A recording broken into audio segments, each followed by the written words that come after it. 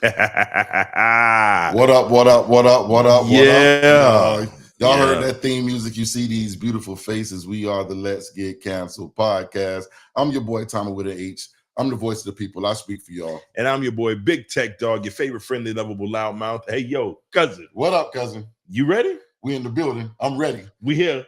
Let's get canceled. All right, on tonight's episode, we're going to cover a topic that we've been teasing for quite a while. Yeah. Answer the question as to why I have an issue with black movies and shows. I think the actor base is a little off, so I'll get into that in a little bit. We're going to discuss the things going on with Drake. Drake has decided to file some lawsuits here, so we'll get into that a little bit. And we're also going to discuss Coach Prime. Yeah. So that's a great story. We haven't touched on him in a while, so we're going to get back with Coach Prime. But we're going to start off with the Fang Exchange. Yes, sir. We mentioned the Fang Exchange some months back. We had one of the members of the Fang Exchange on one of our earlier pods discussing FAMU. And I spoke to Cuz a while back, and I said, cousin, I got a text message. It was basically telling us this was happening. Yes, sir. And that we had to get on this. We were in the middle of our black-owned companies, but it dropped a little too late for that. It dropped a little late for that, but we're going to run it back tonight. This is the Fang Exchange. Let me give you a little bit of information on the Fang Exchange here. The Fang Exchange is a name, image, and likeness NIL organization established to curate opportunities for Florida A&M University athletes. So for the FAMU athletes, and y'all see I'm repping the Fang Exchange here also. So they serve as a bridge between Florida A&M athletes and the fans, alumni, corporations, and charities, and that sort of thing. They have a partnership right now with Social House. Yes, sir. Vodka. So tonight, we are popping the bottle of the Fang Exchange exclusive Social House vodka. Now, before we do this, we know them. We know them. And they know us. They know us. Are we going to be biased in this in our review? I'm a rattler through and through, so of course I'm gonna be biased. I want everybody to cop a bottle. But you tell your truth. 10-4. You tell your truth. So I'm gonna pour this up. No, you tell your truth. I'm gonna tell the truth. Same difference. I'm gonna pour this one up. You go ahead and pour yours up. And we're just gonna start off with a quick shot, get an honest taste of it, and then we're gonna mix up a little bit. And y'all know how I get down. I'm probably gonna end up with a few shots as the night goes on, especially as I am not. Especially as I start to tell my story. I am not. But cousin. Yes, sir. Salud. Salud. With these Let's Get Canceled cups.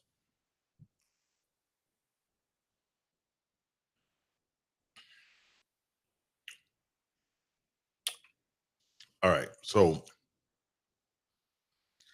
I'm gonna be honest. I was expecting it to be very low mid. Right. That's what I was expecting. It's not that. If I say it's the best that I've ever had? No. But it's good. It's good. I will give it on a 10, a scale of 1 to 10, 10 being the best. I'll give it, let's say, I can't pick 7 because 7 is such a cop out. Yeah, that's a cop out. I'll give it an 8. And the only reason I'm going to give it an 8 is because I can take shots of that. Like, I'm not a vodka fan any longer. I used to be vodka centric, and that's a vodka I will go back to, and I'd actually take shots of that one. Okay. So I can give it that extra bump. Now, is it as smooth as I'd like? No. But it's not harsh. It does have a extra little bite to it. It has a bite on the back end of it, but going down, and it doesn't have that alcohol-y, that rubbing alcohol taste to and it. That's what made me think about it. I think I told you earlier, like my brain automatically went to that rock gut, right? You know what I mean? Nasty big plastic bottle. It's definitely not one of those bend over and pick ups. So no. I've always told you guys, if you got to bend over to pick it up, you don't need to be drinking it. Right. So it's not one of those. So Smirnoff. I'd grab this over the Smirnoff. Absolutely. I'd grab that over the Smirnoff. Absolutely. So that's the range you should put that in, around that Smirnoff level.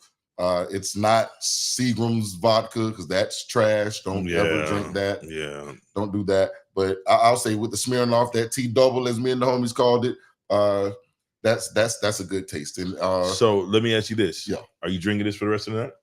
Yeah. Oh yeah. Okay. Oh yeah. And that's another key that you guys won't will get I from keep me. going? Yeah. Will I continue to drink it? As y'all saw when we had that Indoggo gin. Hey, I want to be clear. That shit ended up. We still got that bottle. Still got it. Still got that bottle. I promise y'all, I'm trying to come up with a drink to make with it. But if y'all know, like there are not a whole lot of gin cocktails. There's gin fizz, and there's gin and tonics, right? There's like stuff like that. I'm thinking about, honestly, I was thinking about doing a maybe a mojito, a strawberry mojito to go with the strawberry gin. Strawberry gin and mojito. And I'm thinking about that. Maybe the hint of that lime and the mint leaves. And if we really, I think I might try that one of these times. But anyway, he's thinking up on it. And again, get you a bottle of the Indoggo. It's not something that you would drink straight, but it is cheap enough that you can go get it and mix the drink with us. Right. I think that'll be a good thing. And it's something that if he makes it to where it's drinkable, I think everybody can enjoy. So enjoy that with us. I really want it to be good because I'm a Snoop Dogg fan. Hardcore fan, like I say. I like his music and I like the dude all around, but that he swung and missed on that one. I still remember getting my first Snoop, that Doggy Style album from my cousin Nikki. Like I still remember getting that, and it was something that I've cherished, and I wish I still had that tape. But yeah, Snoop Dogg, you dropped the ball on this, but Tech's gonna try to fix it. He's gonna try to fix it. He's gonna try to make it something that everybody can enjoy.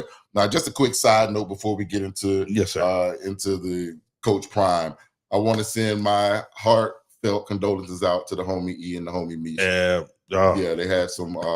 You guys may know Eb from the shows before. He's been on with us, but I definitely want to send my condolences out to her and her family. Misha, same thing for you. There were some deaths in their families, and sorry I couldn't be there with you guys, but y'all know how my heart is. Y'all know I love y'all to death. So just want y'all to know, man, I love y'all. I'm praying for you and the family. So we're gonna take a pivot now, and Coach Prime. Listen, man, Coach Prime. He's done it. He's done it. Now I remember early on saying that I think that Colorado would probably end up 6-6 on this season. Yep. And I'm gonna go ahead and put this up here. No, you're not. You don't hand it over here. I'm going. Oh, you're gonna get you a little. Get that pop.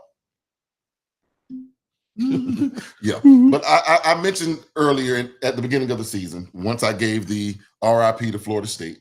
You did. I went ahead and said I thought that Colorado's program would end up being 6-6 on the year after winning only 4 games on last year. Right. These Bammers go out here and what are they, 9-3 on the season? Something like that, bro. That's what I'm looking at right now. Make sure. Final game of the year, they go out and blow a team out 52-0, which is incredible coming from that group. So I want to ask your thoughts. Yeah, just a little change of color here. Just a splash. That's a true splash. But I want to get your thoughts on how do you feel, because you were caping for Coach Prime last year. I was. Realized that it wasn't going to be the year you expected. And what I did, I sat down this year with the expectation. I expected him to do much better than last year. Mm-hmm. And when I say him, I think that takes away from his team. So I'm gonna be specific. Gotcha. I think the overall success of the Colorado Buffaloes football team is attributed solely to Coach Prime. And the reason I say that is because he's the draw. When they had nothing, he was the draw. Yes. Now, he brought people there. People came to play for Coach Prime. So he's the main responsible one for their success. Now, those boys are coming and playing their heart out for him. Yes, they are. He stirs that drink, but those guys are the drink. They are the mix. Right. They are everything that's in there. And to have his sons out there performing, right? To have Travis come out there performing, and then all these other names. Like I constantly hear people saying Coach Prime is He likes to talk about himself a lot. He's a self-promoter. He's selfish.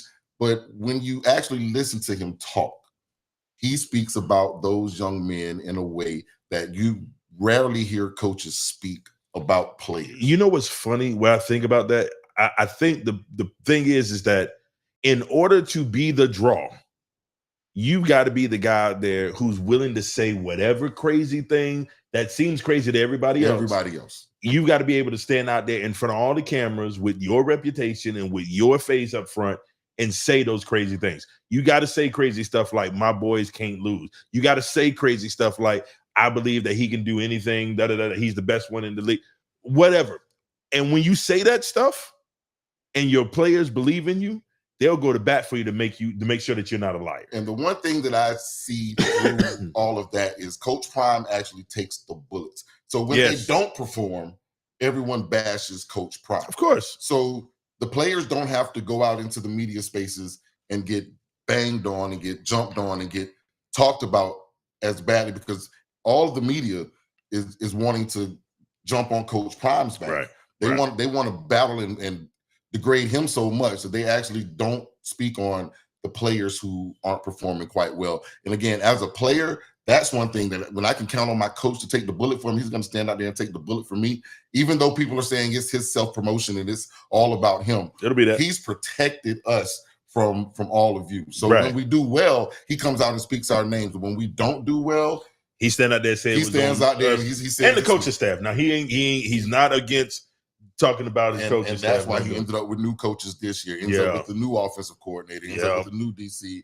And then to bring in Warren Sapp as an assistant, a grad assistant, to help with that defensive line. Like I was speaking with someone before talking about his impact on the game. And they were like, I don't think it was really him. And my thing is, when you got a Warren Sapp on your squad and he's able to go out and show kids hand placement, footwork, the ability to go out. And early in the season, you didn't see that impact as much, but now they're actually showing proof of concept and they're able to do these things on the fly. It's no more that I know how to do it and I'm thinking while I do it. As the season progressed, you started seeing those defensive ends, those defensive tackles figure out how to stop thinking and just play the game. And it's been so amazing to watch the progression and to watch the hate.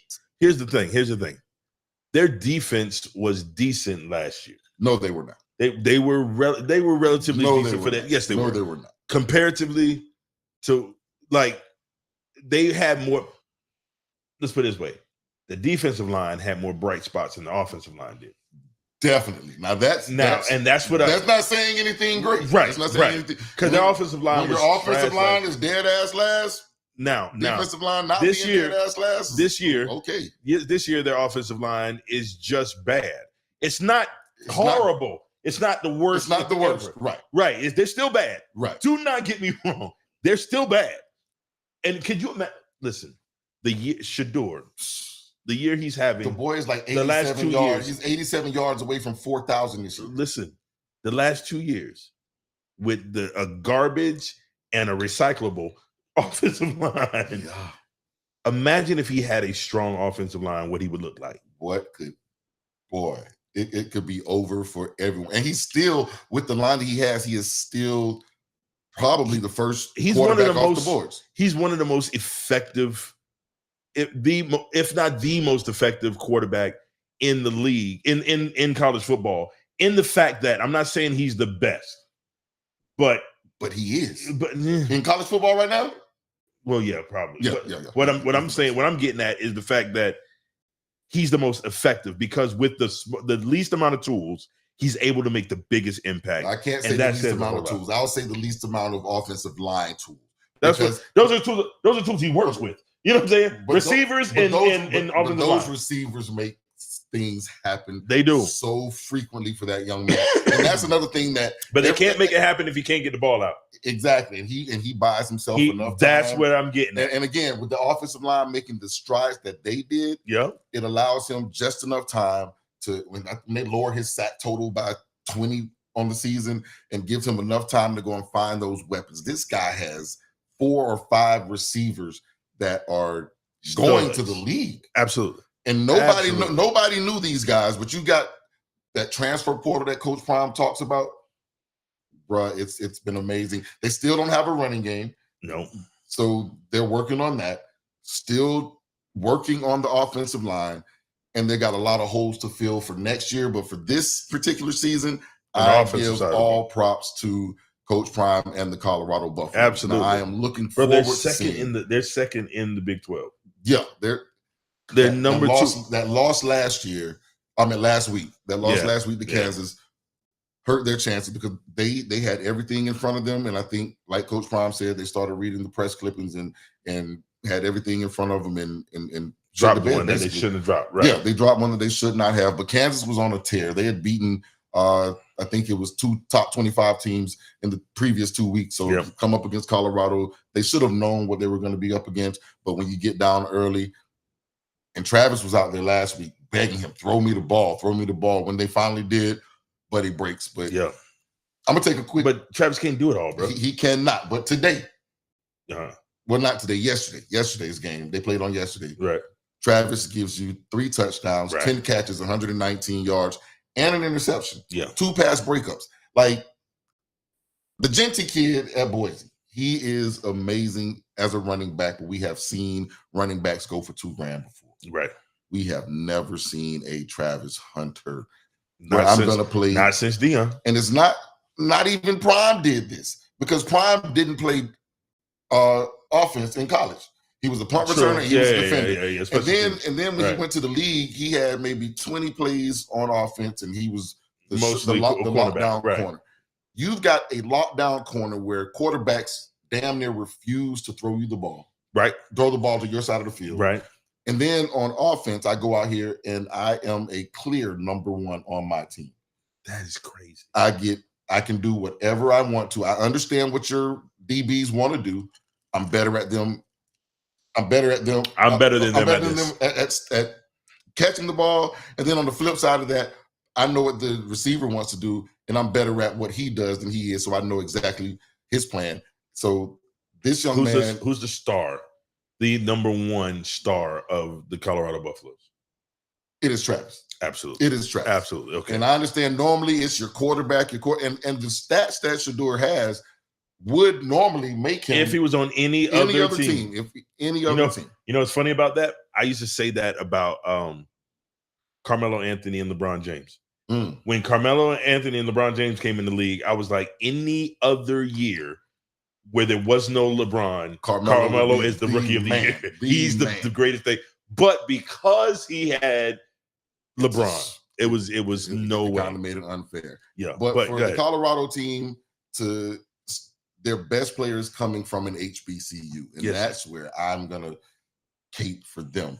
When everyone says Shedeur's numbers are because he came from an HBU at Jackson State.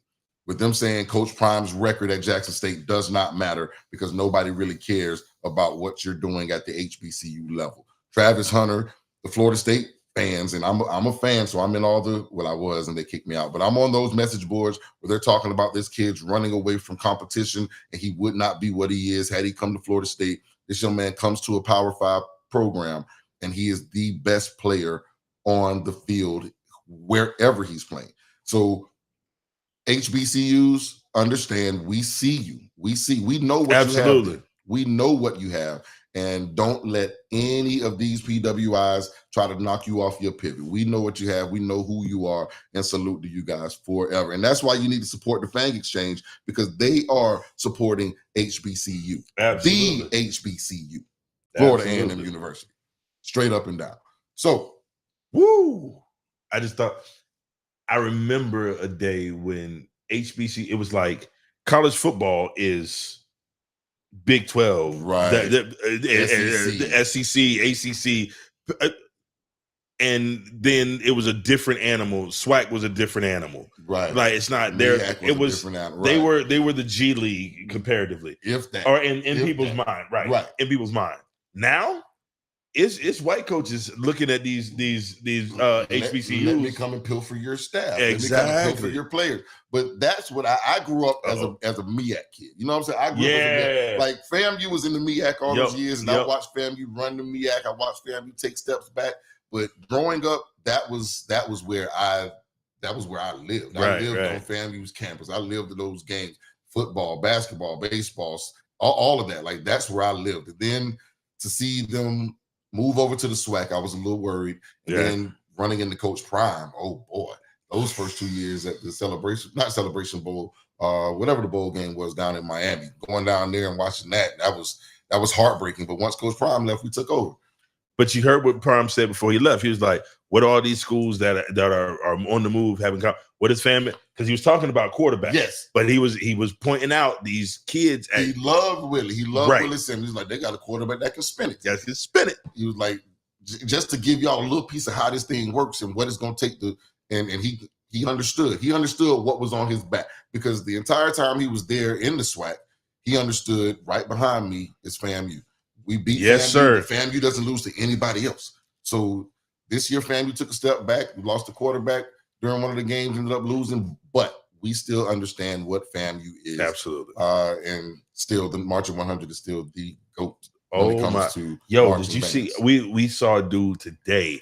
He had the dopest Marching 100 sweatshirt. Yeah, that's what. That joint was nice. That's what he was dope. Yeah, but how'd you enjoy today? This is my first time today. I got to pop my cherry out there on the announcer for the high school teams. You know what I'm saying? Yeah, man. Y'all seen me at the church leagues and all that, and I used to get busy. I had to tamp it down a good bit for this because I didn't want to embarrass any kids. But did you enjoy yourself? Right, it was fun. I had a ball. The last 2 days, you and I got out there as the Let's Get Canceled pod hosts, and we got on there. As a matter of fact, we had our authentic noise team, bro. We had our theme music playing for intros. We had it was beautiful, man. It was fun. We got to do a whole lot more. We got Gainesville coming up soon. Yes. He's trying to get us to go to Illinois. I don't know if we're gonna make that trip this year, maybe next year. But either way, when it comes down to it, man, it was fun. It's fun times, man. We had some boys. I was gonna say, balling. We had some kids that I almost threw the microphone. A couple times. Yeah. Last night's game was exciting because it came down to the last shot. Right. Today, buddies were just putting guys on posters, head top. My God. It's gonna rain on your head type stuff. So shout out to the Florida Get Down. Yes, sir. Florida Get Down. If Florida Get Down is coming anywhere near you, make sure you go check those out. Those high school kids get busy. I'm all for it. Hey, salute to Coach Dan, man. We appreciate the opportunity. Indeed. And it's gonna just get better and better. I don't know, Mr. Get Down. Mr. Get Down is a if you don't know what we're talking about, y'all check this out a little bit. Follow Florida Get Down on Instagram and Twitter. All right, it's at Florida Get Down. Just go look through the page. Just look through it. You'll see different stuff. You'll see us on there. Yeah. You'll see what there's a picture of you with Mr. Get Down. Oh yeah, right. All right. So no, we're not related, but it's all good. Anyway, man, it was a good weekend. But it was fun. I want your thoughts on the situation that happened. When was it? Monday? Lawsuit. It was somewhere around. Yeah, lawsuit time. Lawsuit came out. Listen, man. Your boy Drake. Not my boy. Here's the thing. I'm a fan. I'm still a fan. I'll take this one. Wait. My guy Drake. I was never a fan of I'm Drake. A fan. I've been a Drake fan. I like some of Drake's music. Uh-huh. When I say fan, I'm thinking somebody that I'm looking for their next album to drop. Mm-hmm. Like I was a DMX fan. Right. When them albums was coming, I'm a Redman Method Man fan. Yeah, you're a junkie. When it comes to certain stuff, I'm on it. Drake, if it's on the radio, it's not like I'm gonna turn it. You know what I'm saying? Right. Like he had some joints. But if you start talking deep into cuts, I can't. But on the other hand, I'm the same way with Kendrick. Right. I'm not gonna front like, oh, I've been the biggest Kendrick. Right. No, I like some of his stuff. I would probably lean more towards Kendrick because that's more cerebral. That's the way I listen to music. But I'm not overly a fan of either one. Now, I was a Kendrick fan also. Like, and really? Fan. And here's what I can tell everybody: you can be a fan of both. You don't have to hate Drake now because him and Kendrick are beefing. Like, you might not have to hate him because he's beefing, but you might hate him after this. When Tupac and Biggie were beefing, I did not pick a side. I did. I was a fan. Oh, of course. Oh, you did. Of course. Of course you would. Oh, nigga. I was like, you know what? Forget everything that comes west of the Mississippi. I didn't listen to nothing. Listen to me, man. Oh man, listen to me, man. How is you taking a stance? And I'm in Florida on a beef of niggas you don't know. Listen, I was like, I do it like this, just the same way me and you talked about music when we was last week when we were talking about R. Kelly versus Stevie Wonder. I'm a fan. I can enjoy your music until somebody comes at me and says something crazy like Pac is the better lyricist. Or Pac is the greatest of all time. And instead of just disagreeing, you're like, fuck that nigga. Exactly. Because what you did was you forced me to take a side by using how Kellyanne and Conway said alternative facts. And it doesn't make sense to me. It doesn't make sense to me at all. Because some people don't understand what a lyricist is. And that's where right. So those problems. That also made me believe that a lot of Pac's fans are idiots. So instead of saying F that person, it's F Pac. F your opinion, it's F Pac. Because what you did, you came with certain facts and you use those facts to bolster your opinion of a person. For instance, you'll say he had these hits, right? And listen to these songs. Did you hear what he said in this verse? In this verse? Yeah. Wow, that was dope. And I'm with you. And then you go, that means hold on, nigga. That does not mean he's the greatest. That means that was a dope song. That was a dope song. Now, I know we're supposed to be going over here, but I don't think Big was the greatest of all time either. See. I don't. I think he was phenomenal, and I think he's one of my favorite of all time. But if I have to look at it objectively, I cannot say that Big. You just don't like that Big has some pause-worthy verses, man. More than a few, but I can't say was that 28 songs? Yeah, 28 to 30 songs total in his life. Yeah, in his life, yeah. That he's now the greatest of all time.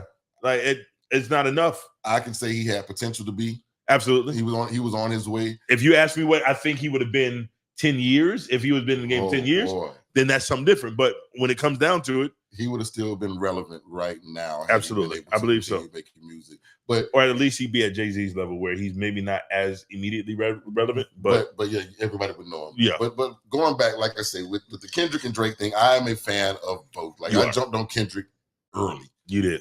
That, like I said, Section 80 is still one of my top 5 records ever. So, and that was a mixtape. That was an EP. That wasn't even an album. People don't even count that. But go check out Section 80. But for Drake to go through all of what he went through in the last few 10 months, let's say 10, 12 months, to take shots at Kendrick takes shots at him. They go through the summer beef, which gave everybody everything they wanted. And then for him to end up with the consensus losing, and then on Monday come out and file a lawsuit against UMG, the Universal Music Group. Now, in his defense, and I can't believe I'm saying this, in the defense of Drake, he did not sue Kendrick yet. He sued everything. He sued everything connected to Kendrick, but he did not sue. He sued his people. He sued his people because of Kendrick. And if I understand this correctly, they're saying he's alleging that his team did not protect the asset. Yes. He's saying that they didn't do enough. You let him ether. And they were paying for a radio play for Kendrick's song. He said they got payola going on, which has been banned. But here's what's throwing me off. He alleges that his team was paying to have Kendrick's song. The Universal Music Group. But because he's saying it's due to the negotiations that he's having for his new contract. Right. They gave him $400 million before. He's coming trying to sign a new contract.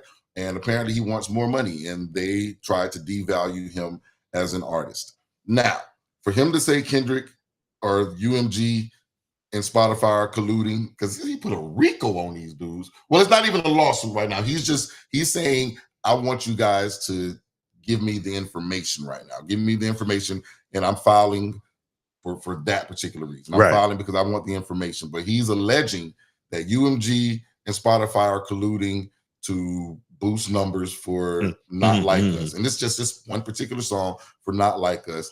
Also saying that they are paying radio stations to spin this record and make it go number one. And that's the payola you talking about? That's the payola portion of it. Here's where I stand on this. Uh-oh. You don't think that Universal Music Group did this for you, Drake? Say that again, sir. I'm sorry, I couldn't hear you. Go ahead and say that one more time. Do you not think this happened for you, Drake? You don't think Universal Music Group and Spotify got together and was like, hey, we need Drake to be on top of everything? Dude, there was an album in an era where Drake was on the cover of every playlist. You go on Spotify and Drake is on the cover. There were gospel playlists that had the face of Drake on it. So you don't think that Universal Music Group and Spotify worked to boost your numbers? Now, why not? But he's saying that they're paying money that he's made them in order to boost Kendrick. As if Kendrick did not make them money also. You just let me know when I can go ahead and kill this nigga. Are you ready to kill him? Figuratively. You gonna finish him? Figuratively. Are you ready? I ain't even bleed him yet. Can I bleed him? Go ahead. Go ahead. No, I'm saying go ahead. That's that K-Dot line. You know why? That K-Dot line. Go ahead. You know why? What's up? Because I was thinking maybe I just need to go ahead and take my advice from last week, from the game from last week, and use it on Drake. Oh. But unfortunately, I hog-tied her. I don't know how to hog-tie people. I don't even know how to hog-tie people. But listen. Here's the thing. I heard somebody say that this is like a Ja Rule situation all over again. And I think we may be on the cusp of that. And I'm going to tell you why. Ja Rule never stopped throughout the whole intensity of the beef.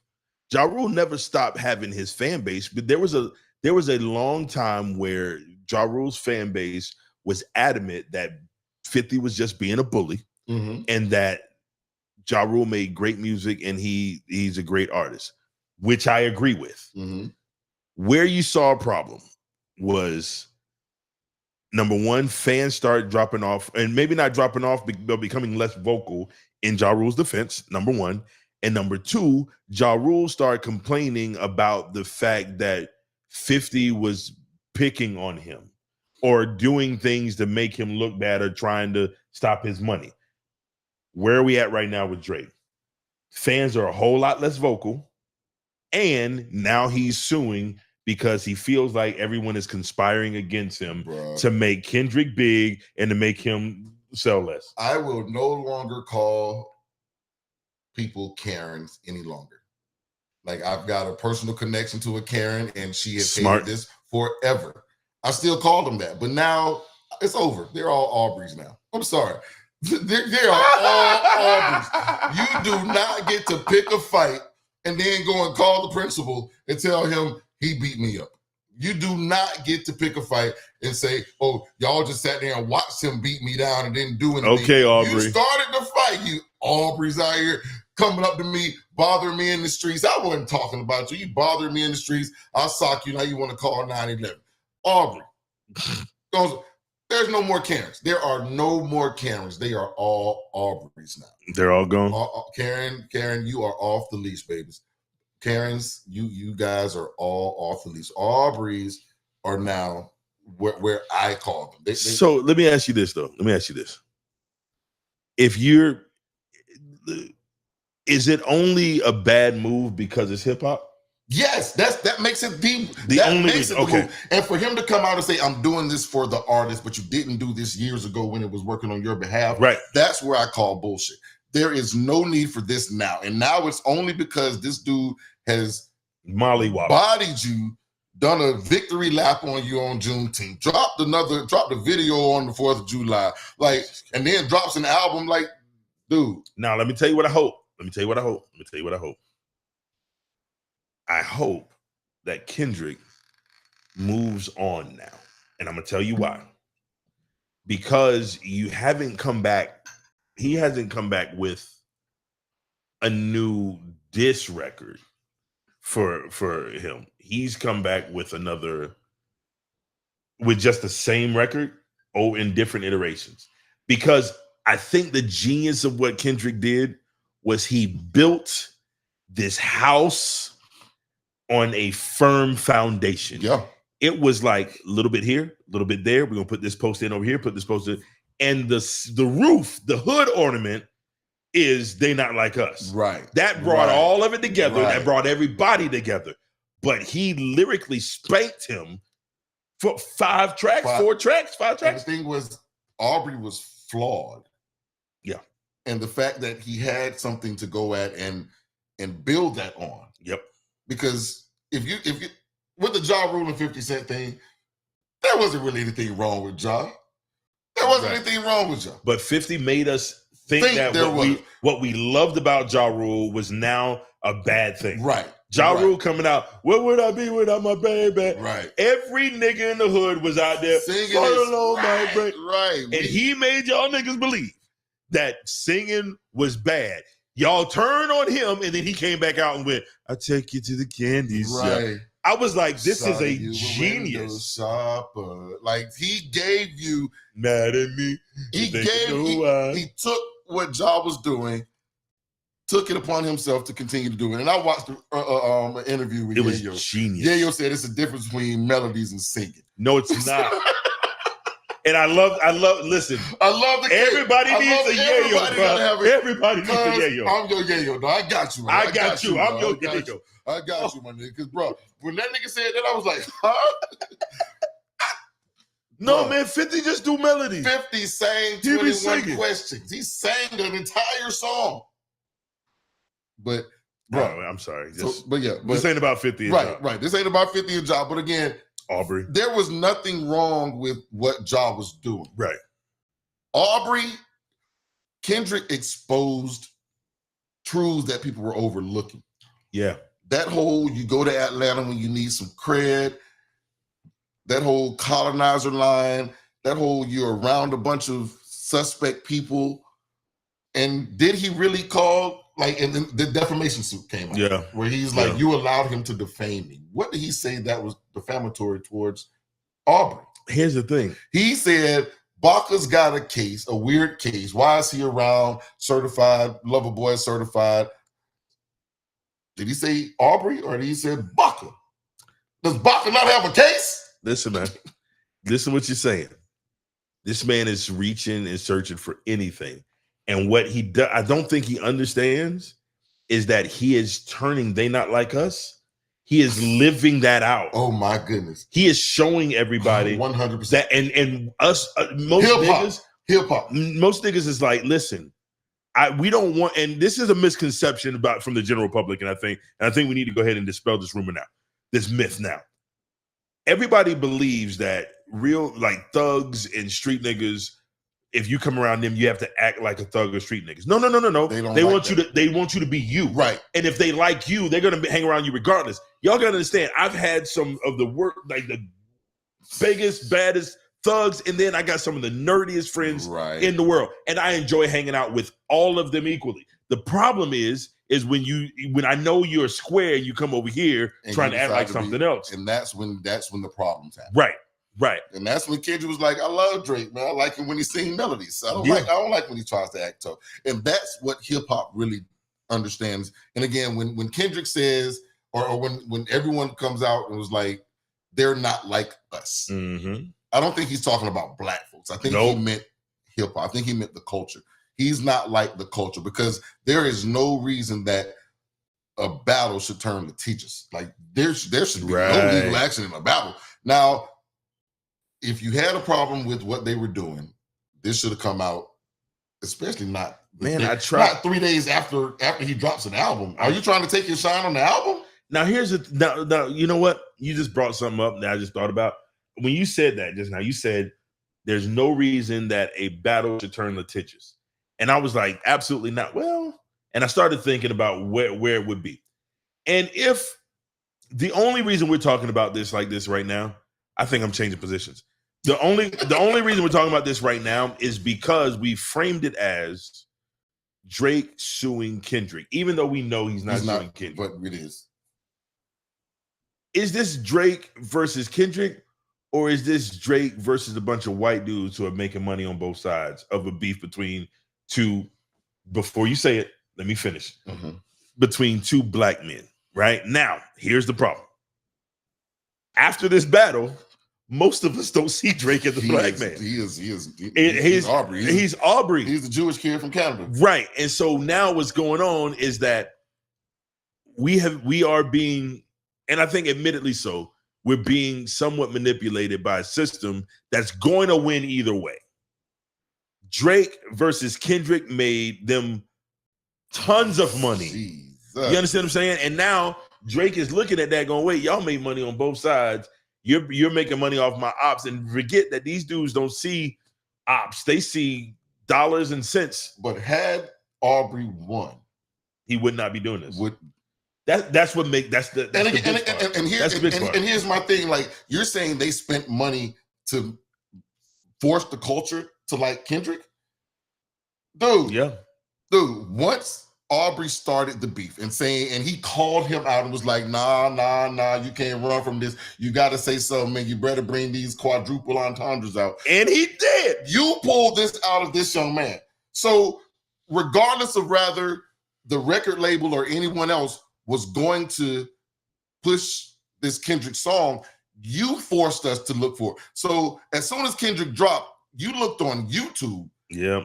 And everyone was reviewing the song. So this did not happen simply because the record labels wanted to happen. This was what the culture was waiting for. We were waiting for this particular battle. You guys have been going at it for years, subliminally disrespecting one another, shooting shots.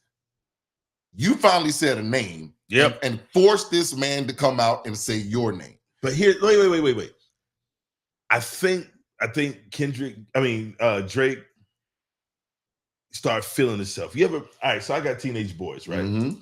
And thank God it hasn't gotten to this yet. I don't know if it will, probably will, at least with one of them, where it's like, you don't get to tell me what to do anymore, type of thing, right? Right. And you mess around and step into a hornet's nest and forget, oh, snap, Pops is still Pops. He will choke me out. And so what happened was Drake felt like his fan base was large enough and loud enough and that he could withstand almost anything.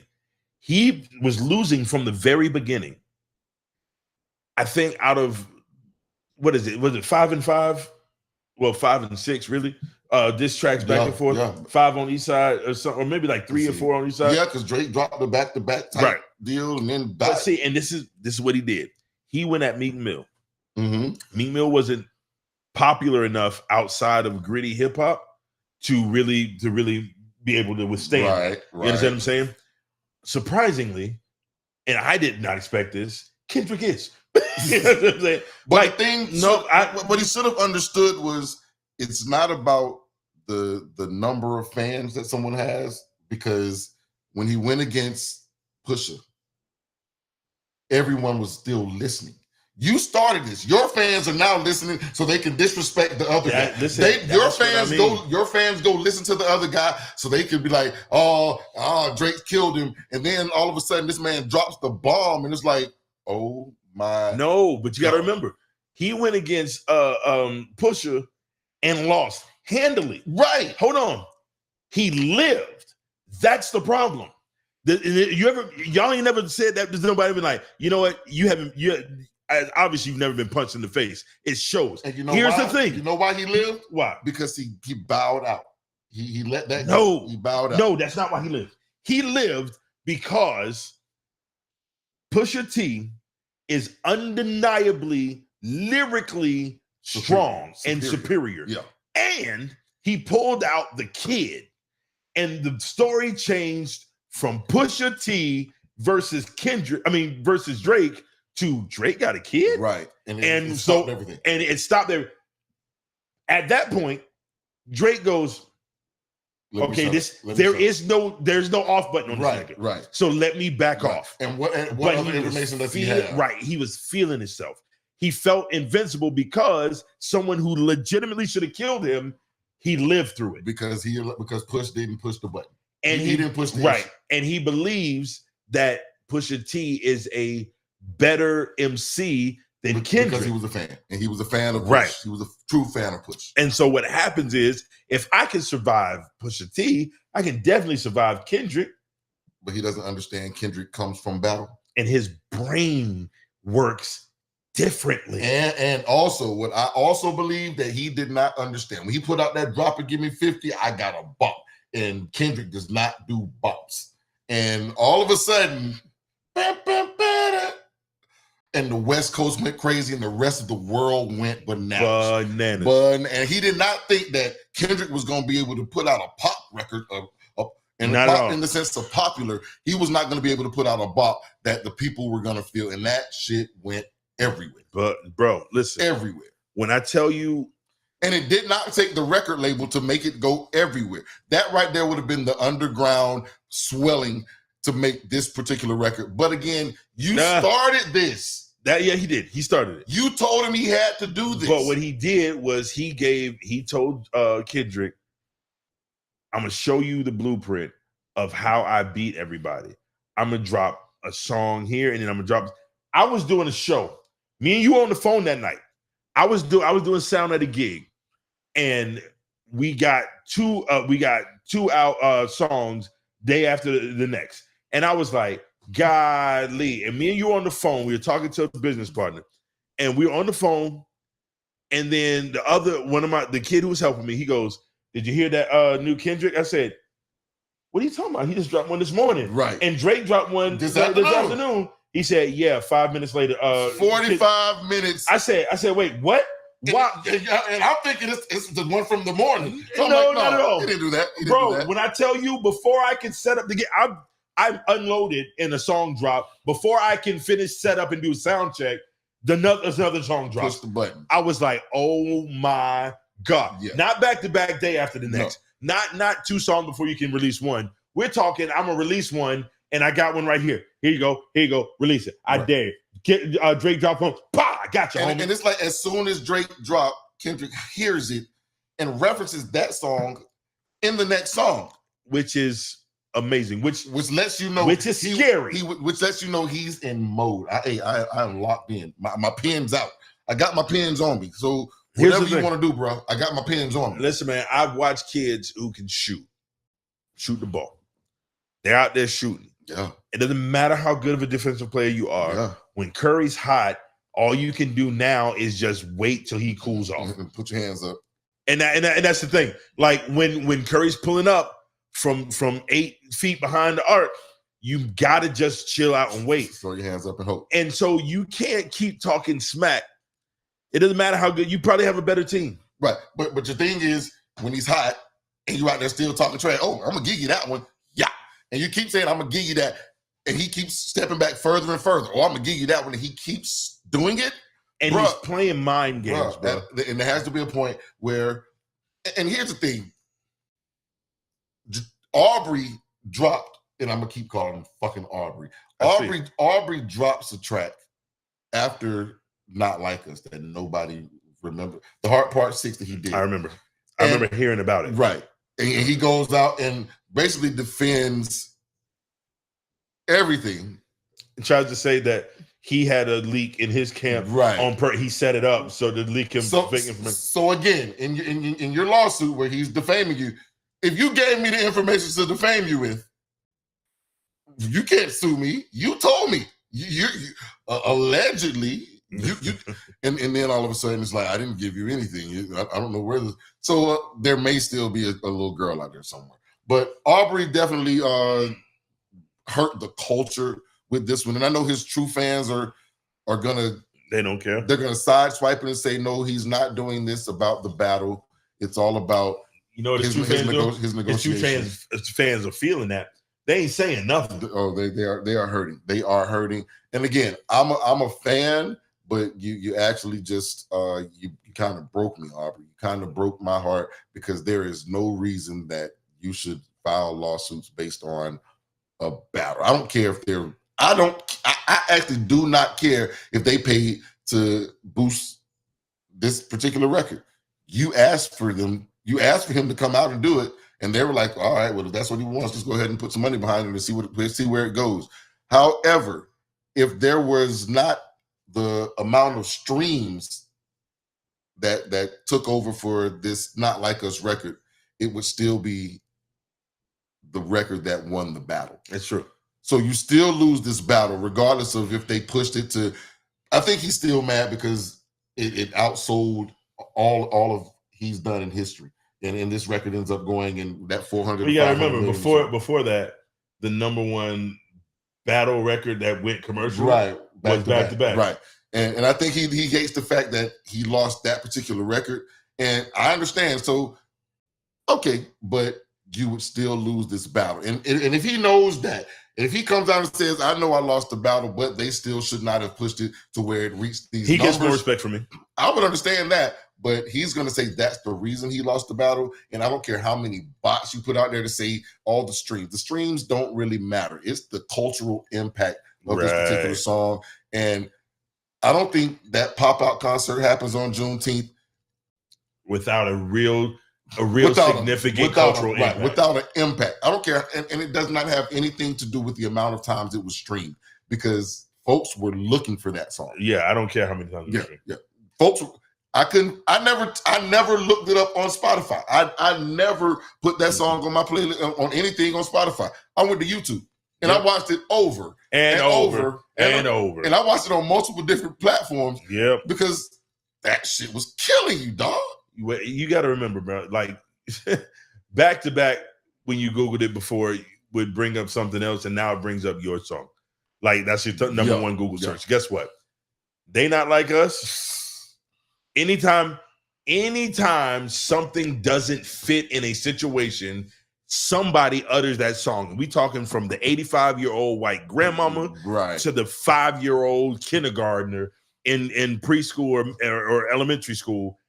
They Not Like Us now is synonymous with you don't quite fit. Right. And what he exposed was that you don't quite fit. Yeah, we'll tolerate you, but you don't quite fit. I'm gonna tell you why the other white boy, Eminem, was able to sustain in this game was because, number one, he connected himself to Dr. Dre, or Dr. Dre connected him to that right there. It gives you a lot of leeway. Yeah. But number two, he has never ever stepped out and said he was the king of this rap. No. And he leaves that to other people. He said he's the rap god. He came out later on as the rap god, but early on he never said, listen, there's a difference, because what he is able to do was he says rap god, he's able to say rap god and differentiate between rap and hip hop as a whole. Right. Because earlier on, when he first came out, rap and hip hop were kind of interchangeable. Right. Now we have all made a distinction between hip hop as being the culture and rap being one of the branches in that tree of the culture.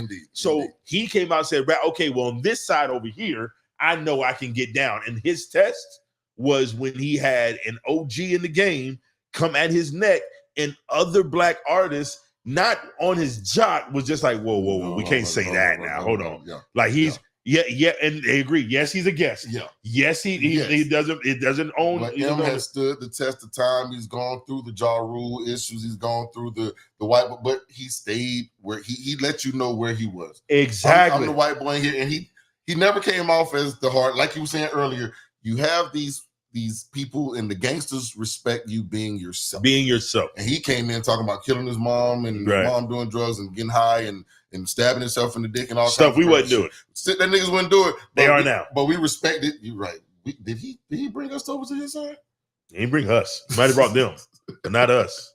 But the fact that I'm so disappointed in this Jewish Canadian kid brings us to our final story of the night. Yes, sir. All right. And it is about Nope.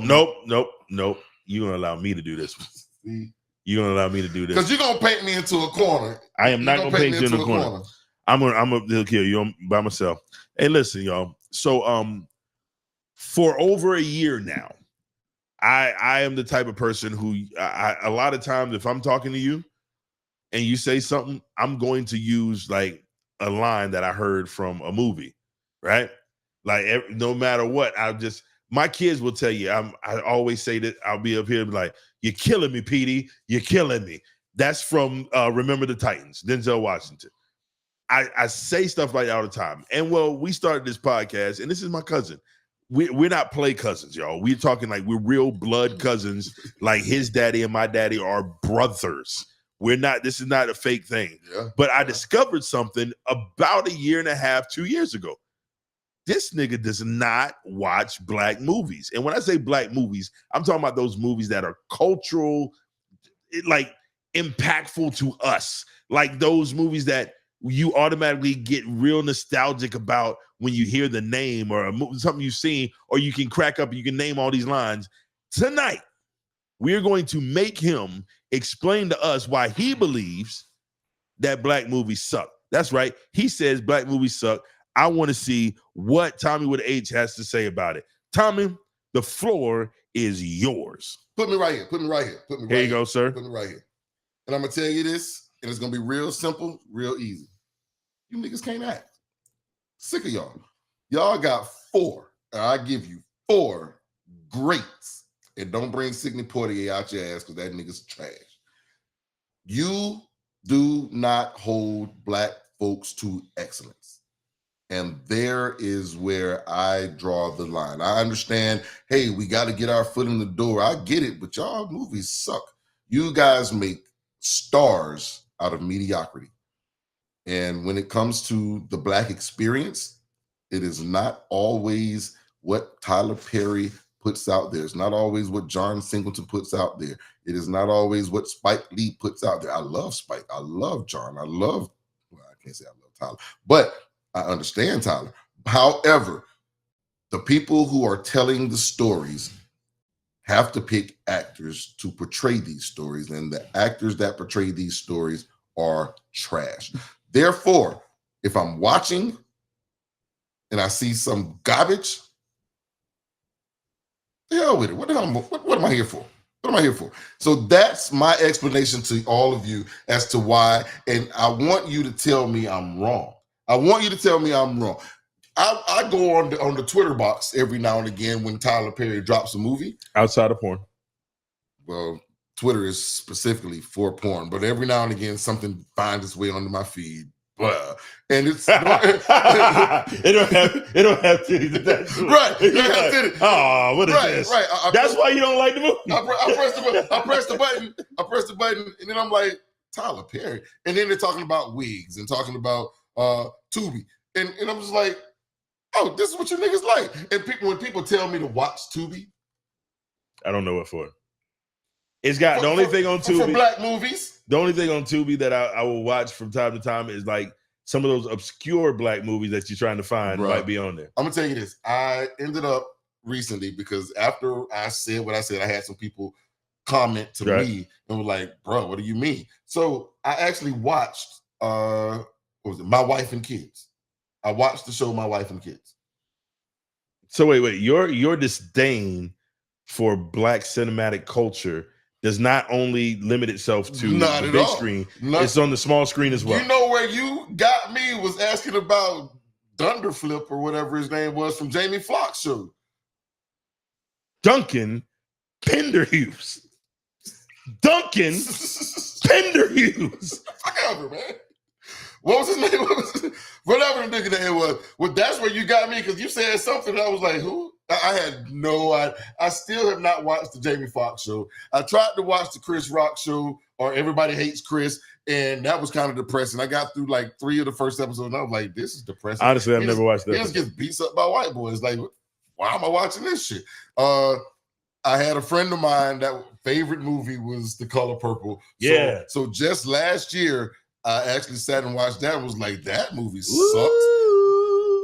Bruh. Like, it had great songs. I love the singing. Sister, but I knew the songs. I would always go. I listened to you today. Yeah. Quote The Color Purple while giving commentary. Yes, and I'm telling you, I just watched the movie less than 12 months ago.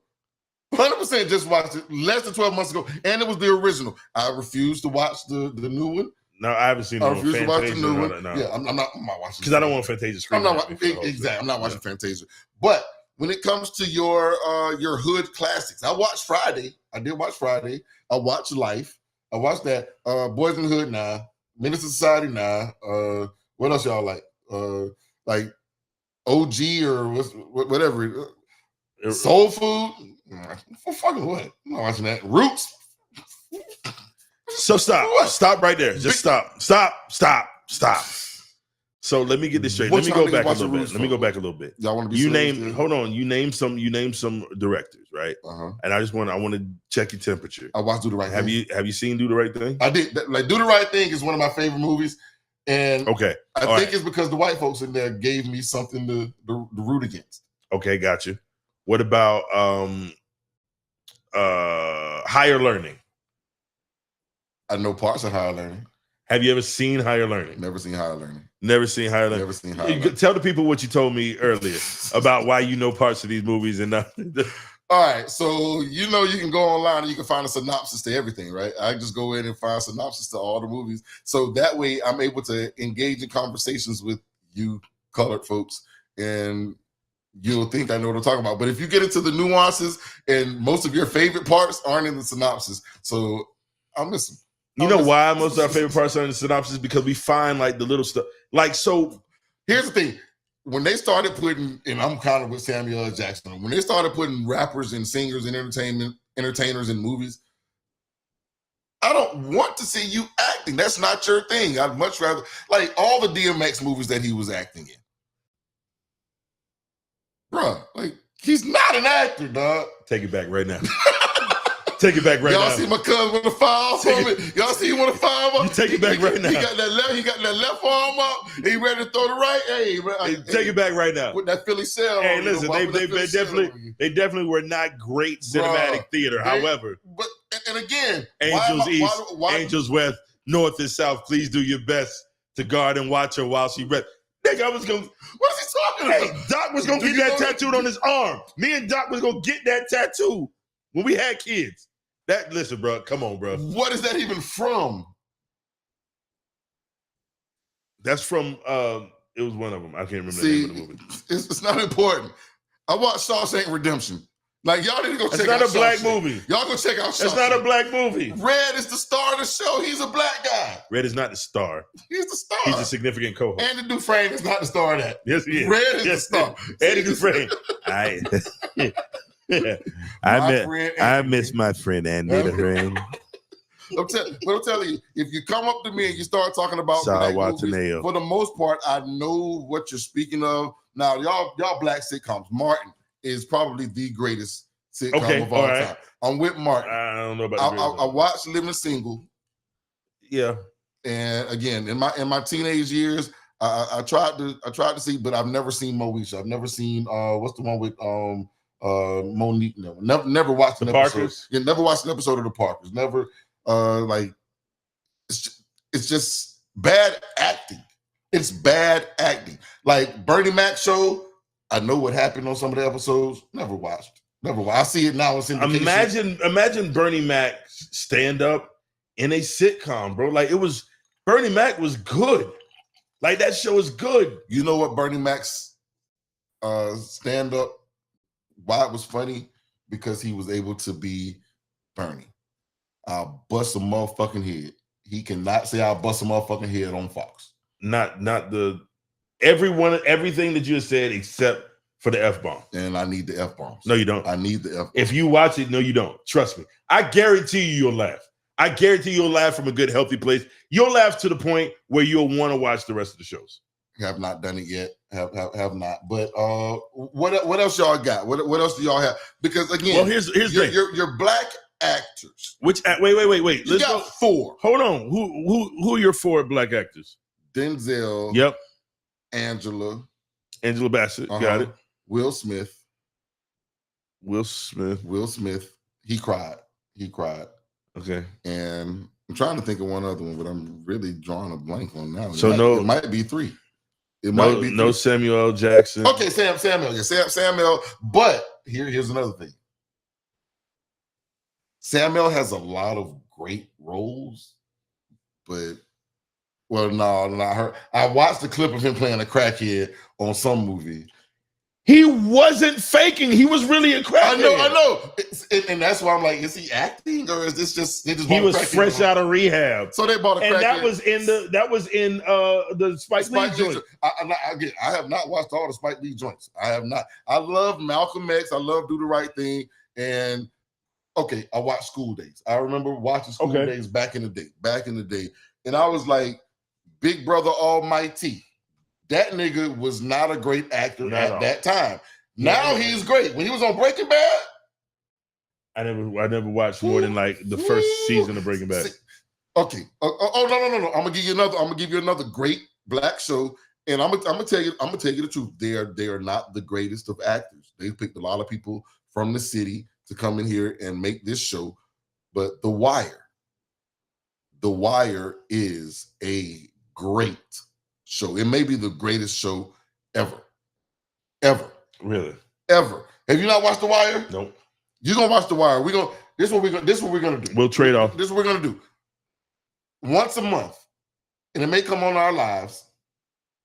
I'll send you a great. Mm-hmm. You send me a black.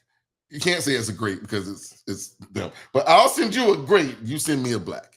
Let's do that. How about this? Let's do that. How about this? You send me. You guys go to hell. Give me your goats, and I'll. So give you mean? the So goats. wait. So all right. So you said we got Angela Bassett. Okay. Here's it. Because everyone talks about Sidney Poitier being the penultimate of black acting. What was a great role that Sidney Poitier played? Because he was the first does not mean he was the best. Was he deserving of the Oscar he got? I'll wait. I cannot believe you right now, bro. I'm waiting. Was he deserving? Because he's the first does not mean he's the best. Sidney Poitier, as an actor, has been in a whole bunch of shit. He's been in a lot of movies. And it's first of all, what was it? The one? Him and the white girl. Guess who's coming to dinner? Was that what he won for? Yeah. No, he didn't win for that. I don't think he won for that one. He won for Raising the Sun. I don't know if he won. I don't know. I'll be honest. I don't know what he won. I'm gonna go find out right now. Go ahead and go find out. I'm gonna find out right now. Y'all bear with us for just a moment. Because I will tell you this. Oh my gosh, Lilies of the Field. Oh my God. To Serve with Love. That one. I read the book. They call me Mr. Tibbs. Come on. What did he win the Oscar for? See, my computer don't even want to pull up that bullshit. It's like, no, because you just Lilies of the Field. Yeah. Okay, that's what. Okay. Best actor for his role in movie Lilies of the Field. Yes, sir. Was it a slave movie? No. Lilies of the Field.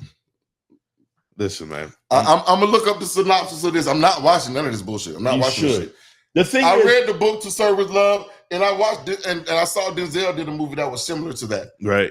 And I much rather watch Lean on Me. Do you have a problem with Lean on Me too? I don't have a problem with Lean on Me. Have you seen it? I have seen it, except for the kids. Morgan Freeman wasn't on your list. Are you going to say Morgan Freeman? Oh my God! Please define great actor. Please define great actor for me. I need you in a range of abilities. Like Denzel, like the conversation I have often is who's a better actor, Denzel or Tom Hanks? Because they, to me, are the pinnacles of the field. You think Tom Hanks is the greatest actor? I ask often, could Tom Hanks play every role Denzel played? No. Could Denzel play every role Tom Hanks played? Almost. And I give the edge a little bit to I give the edge to Denzel but I'm like, and I asked you earlier, could Denzel play Forrest Gump? No. And you said why? Because because he's built his career off of portraying the strong, like the center of attention lead, and it'd be hard for me now to believe in him as a slow guy. Yeah. But by the same token, I couldn't see Forrest Gump being a gangster either. He couldn't be in Training Day. No, he couldn't be. He couldn't be an American Gangster. Couldn't be an American. Couldn't be in. All right. Was American Gangster a good movie? I watched the beginning of it, and you didn't see though. Because, man, once they start getting into the niggas going to jail part, I don't want to see that. And that's another thing that bothers me about black movies and black shows. Like, you show a lot of times the worst of us. And I do not in black movies. And I do not want to see. That's not my reality. The Tyler Perry movies, that's not my reality. I'm not watching that shit. Yeah, I don't deal with that. I don't watch the Tyler Perry movies. All of the hood classics. Not often. All of the hood classics. I've been around enough of that shit, and I see that shit ain't real. Like, that's not my reality. That's not. But movies aren't supposed to be reality. But when black folks make movies, you just mentioned Forrest Gump, a nigga who was slow and was at every major historical thing, and you held that up as a beacon of some great cinematic history. But now, because when it comes to us, it's like no, we can't do that. But I expect goofy out of white folks. I don't expect goofy out of niggas. And you don't know no goofy niggas? I don't know. I don't want to watch goofy niggas. I know a bunch of goofy niggas. I don't want to watch them. I enjoy watching them just as much as I enjoy watching intelligent niggas. As much as I enjoy watching funny niggas, sad niggas. I want to see niggas. Do you think the Wayans brothers movies are funny? No. Okay. Not most of them. Okay. They have funny parts, but overall, funny movies, no. Like, because I started out, don't drink your juice in the hood. Yeah, that one I thought that was just dumb. But I can still quote message. That's hilarious to me. That was my senior year of high school. Yeah, probably. That was when I was heavily involved in Twisting Up. Yeah. And I don't remember the movie much, but I remember the soundtrack. And I remember watching it one day, skipping school. And hey. But I remember watching and going back to school, eyes bloodshot, and quoting portions of that movie. But that's when I first heard the song. And again, this is what brings me back to moments with music. The original Renee, like everybody. Ghetto love is the law that you live by. But there was a melodic, funny, time flies when like that was the Renee that I'm accustomed to. So that's what brings me an affinity for that movie. For that particular movie. But again, I couldn't tell you what it was all about. I know parts of it because I was high that day, but I watched it that one time and I have not watched it again. But Friday is great. So wait, because see, this is what's driving me right now. You're talking about actors and you don't like black movies because the people they pick to play parts can't act. Ice Cube is not a great actor. He's not, but Ice Cube, to me, was not really a part of that movie. Ice Cube wasn't a part of that movie. That was Chris Tucker's movie. And Chris Tucker, in that particular role, was amazing as that guy. So you mean to tell me that you just said that Friday was a great movie? Great movie. Even though Chris Tucker, the star of the movie, according to you, was the great actor in that role. Hold on, let me finish. He was great. And he was surrounded by some subpar actors.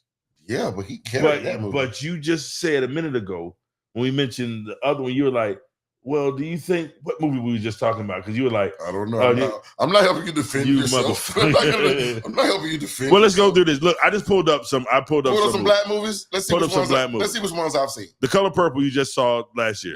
Yeah. Glory. I saw it. Glory. I watched parts of Glory. Okay, I like to see Denzel with the one Glory. And I just watched that the other day and was like, God damn! And then I turned that shit off. Yeah. Don't Be a Menace. We were just talking about that garbage. Menace to Society. Nope. Boys in the Hood. Nope. We all just talked about Friday. Malcolm X. Now here's where listen. Malcolm X is a black movie. I don't care. Malcolm X. Have you watched Malcolm X? That's a Malcolm X movie. That's different. Have you watched the movie? I have watched that movie. And you like it over and over and over. But you don't think it's a good movie. You don't think it's a you don't. I don't consider it a black movie. Why not? Because it's history. It's a history movie. It's a documentary. For me, it's a doc. It's semi-documentary. That's Spike Lee's best work. I agree. That's his best work. That's his best work. Even though the moments that Spike Lee are in the movie are terrible. Spike Lee can't act for shit. For shit. Even as Mookie, bro, he's horrible. Yeah, he's terrible. But Malcolm X, I think it's a black movie. And this is the thing. This is what bothered me is that every time I name a black movie or black show that you like, you give a reason why you don't consider it a black show. And that's because you have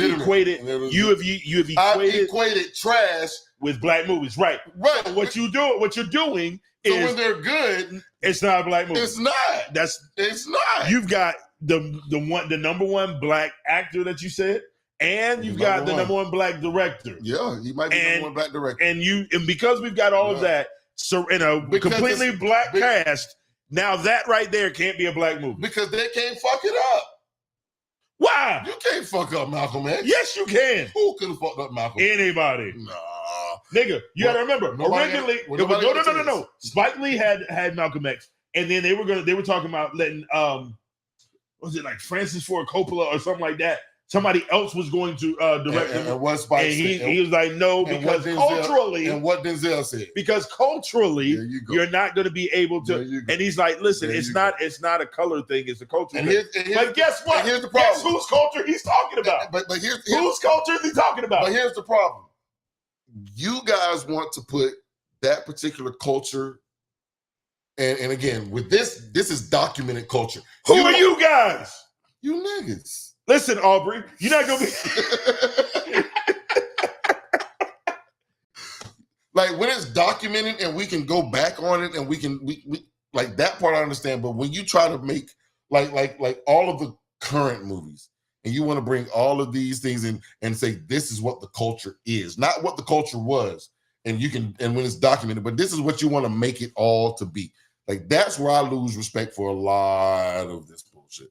Like when somebody tells me like Love and Basketball is great. Have you seen Love and Basketball? I have not. No, you have. I have. I absolutely have. Never seen it. Absolutely have. Never seen it. People tell me that's their favorite movie.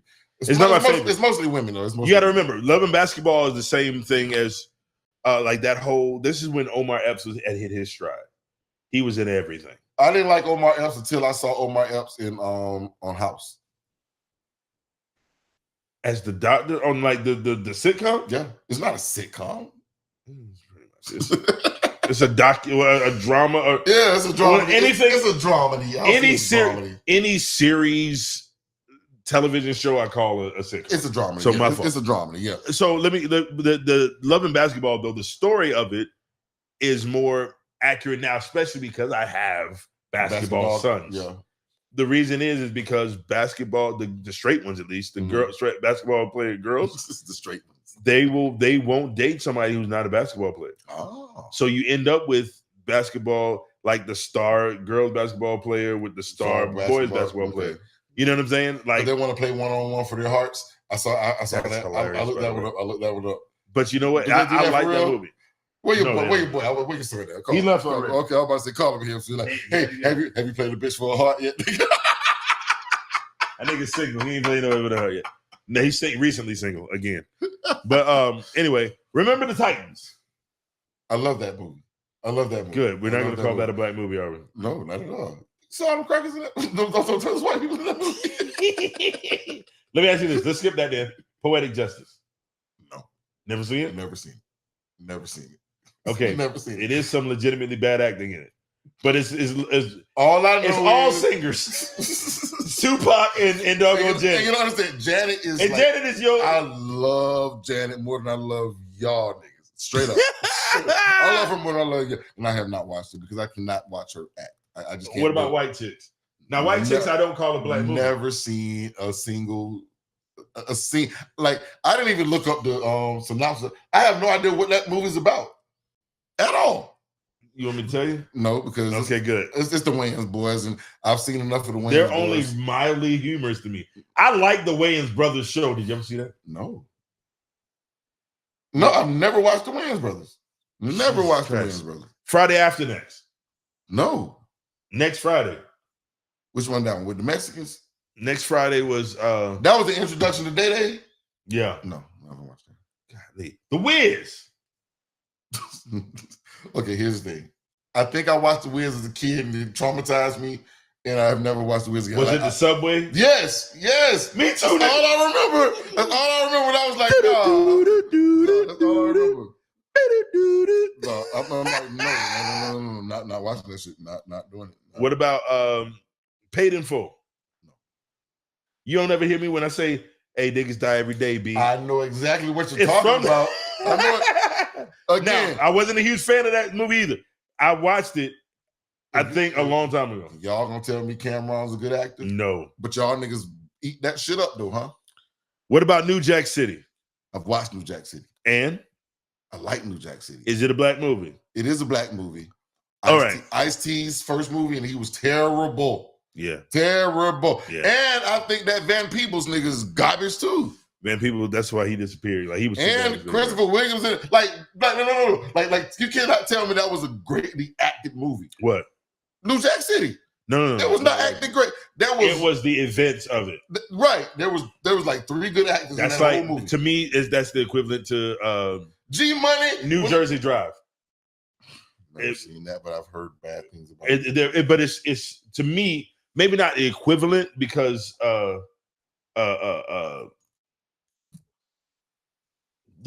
black nigga. Black nigga. White man can't jump. Wesley Snipes. Wesley carried. Wesley is good. He's a great. Well, he was, because the shit I've seen him in since. You saw him in The Expendables? No, I've not seen him in The Expendables. Oh, I watched him in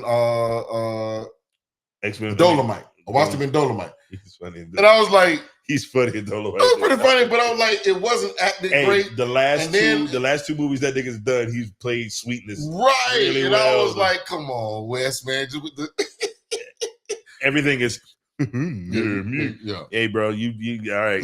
Because you can't come straight out of jail and start playing that because part. I remember the worst movie he did was dang on Passenger 57. That was a terrible movie. But Wesley was acting his ass off. Yeah. And it was had another one with Tommy Lee Jones, where it was The Fugitive, but it was a nigga fugitive. It was in the same vein. It was the same like, because Tommy Lee Jones was playing the same part he was playing when he was chasing Harrison Ford. So let's just call it a nigga fugitive. Nigga the fugitive. Fine. Nigga fugitive. Okay. Fine. All right. What about wait? What about Eve's Bayou? What the fuck is that? That's a real movie. Oh, he mad. Moving on. He mad. Moving on. Y'all said I didn't get mad at me. Eve's Bayou. Listen. What the fuck is Eve's Bayou? What the fuck is that? I'm gonna send it to you. We just gonna move. All right, y'all. Y'all let me know which movies I actually need to watch. All of them. And don't tell me about no bullshit, because if it's some bullshit and I watch it, I'm coming to find y'all. How about Major Payne? I watched Major Payne. And now, would you consider that a black movie? No, I don't either. Okay, good. Not a black It just set it off. It was written by white folks. Set it off. Nope. That was a good movie. My little sister said that shit traumatized her when she was a kid. It probably did. I've never seen. If you've never thought Queen Latifah was gay, you knew it then. You knew it then. Baby Boy. No. Never seen it? No. I don't think. Here's the thing. I am not a black movie either. It is. Okay. It is. And when I say black movie, I don't mean it had to be made by all black people, but necessarily. It's geared towards. It is geared towards black people, and it is a black household like favorite. I know I'm missing some more movies, y'all. Y'all feel Belly. I have seen Belly. And once. And I could not tell you. Hold on. I do remember Belly. DMX and Nas. Trash. Garbage. Hey T, let's go to Africa. Get the nigga Nas and T-Bars. I'm so disappointed. You know who was the best actor in that joint? DMX. No, that little girl that played the whore.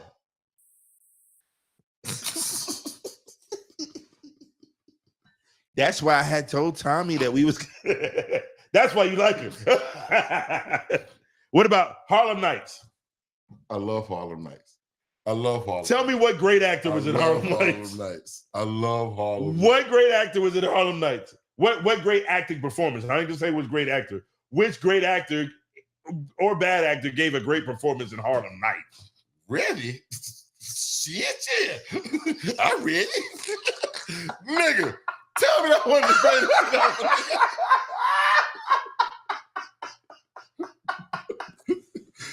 Come next week. Of all the I'm about to get somebody there. You know what I'm talking about? That nigga Rich said, I do now. It took me a while. Yo. Nigga, that was great. Nigga, that shit was hilarious.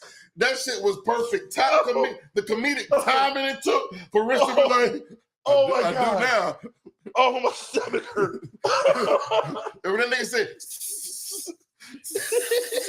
he said, taxi. Like, I got a ride. I think I see my ride waiting for me, nigga. Hey, wait, stop. Oh, of all the parts of that movie. Nigga. Of all the parts of that movie. He said, shit, yeah. I read it. That was not the part I was expecting. Oh, I'm crying real tears. Somebody. The fuck out. You understand what I'm saying? I'm done. Y'all, I can't no more. Nigga, Listen. that is the oh my God. That's what you don't get from a lot of y'all niggas. Y'all don't have that comedic timing. But he had to load every great black comedian in the movie. Shit, yeah. I read it. Nigga, listen. But that was the purpose of it. He wanted those 3 generations of Red Fox, then going Richard. Of niggas who didn't like him. Got it. Cool. But it was great. It was great. It was great. And again, like having the Charlie Murphy scenes in there where he couldn't act with her down. Right, but yeah. All right, so Waiting to Exhale. No. But I love the soundtrack though. Yeah, Whitney at her best. She did murder that. At her best. What about Ray? I have watched Ray. And again, those I'm a documentary type guy. And as am I. Yeah, I'm an autobiography type guy. So I'll watch definitely anybody's except for like Martin Luther King's. I won't watch his because they can't find anybody that can act to play him. That's true. I have not seen a good MLK ever. I saw one when I was a kid. I can't even remember who was in it, and I watched it. And once that nigga dies, I was like, I'm never watching another one of those. So when it comes to like Malcolm X, I've seen it all the way through once, only once. Really? Only once have I watched it all the way through. When he's outside talking to that black lady and she was like, baby, I'm gonna pray for you. That's when I turned that shit off. Because you know what's coming next. I know what's happening. And that's like Titanic. I've never watched Titanic because I can't watch. I'm not gonna watch a bunch of motherfuckers die. I can't watch that shit. That shit. Like I am soft for real. I'm a softie. Listen, what I'm gonna tell you is, what about Sister Act? Yeah, but that is not a black people movie at all. That's not made for niggas.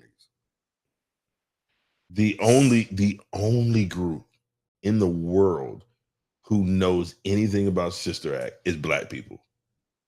I guarantee. Think about it. That you're not gonna have the conversations with white folks about Sister Act. That my thing is the subject, whether it was meant for us or whether we took it. And the subjects ain't for us. It ain't for us. Sister Act 2 was basically made for niggas, and the only parts that are good in that movie are the singing scenes. I watched Sister Act 2 simply for Lauren. And once Lauren's done, when Lauren's not speaking, we hit the fast forward. What about Above the Rim? Yeah, and you know why I watched Above the Rim? And Above the Rim is horrible. But I watched Above the Rim because that soundtrack drew me in as a kid. Really? Oh, that soundtrack. The Above the Rim soundtrack? I'm trying to remember. I was at the park one day. That's when I saw her face. She looked kind of gabby to me. Like, hey, Above the Rim may be like the second, third best soundtrack ever. Check the Above the Rim soundtrack. I feel like I'm seeing it in my head. Notice your pain. My pain, it runs deep. Share it with me. Like Tupac put his soul off into some shit on that soundtrack. And again, me as a youngster, and I like sports movies. What about I'm Gonna Get You Sucker? I haven't seen it all. I've seen clips, bits and pieces of it. And your take? It's terrible. So are you saying that when they're not good movies? They're not good movies. When you say good movie, are you like, is it meeting a something need? that I don't have to fast forward half the movie? But what would make you not fast forward through a movie? Like this, the only reason I'm asking this is because I've heard you say certain things were good or you enjoyed a whole lot that was full of terrible acting, like Harlem Nights. Harlem Nights is just a whole lot of bad acting. Like all of it is bad acting, and you love it. But the comedic timing of certain bad acting, like bad acting, can be covered up. But you can't say that. You can't use that. You can't use that and say the reason I'm not watching it is because of the subject matter. I say if I can laugh through the bad. But you won't you won't watch certain movies whether or not you can because I know it's trash. No, because you think that is like you don't know what's funny or not in the movie because you won't watch it because you believe that the subject matter is trash. And when I tell you before, I look at the synopsis of everything. Written by I know what's happened. Written by who? It doesn't matter about who it's written it does. by. Yes, it does. It lets me know what's in the movie, and I'm like, oh, this is dumb. Why would I watch dumb?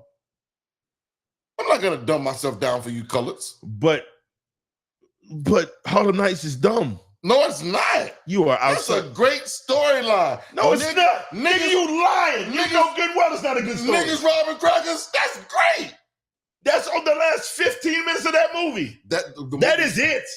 That is the only part of that movie about black folks robbing white folks. It builds up to that. White folks harassing. It does not build up to that. It jumps to that. No, it doesn't. That's the problem with that movie. You haven't watched the dang on movie yet. I've watched the movie probably twice within the last year.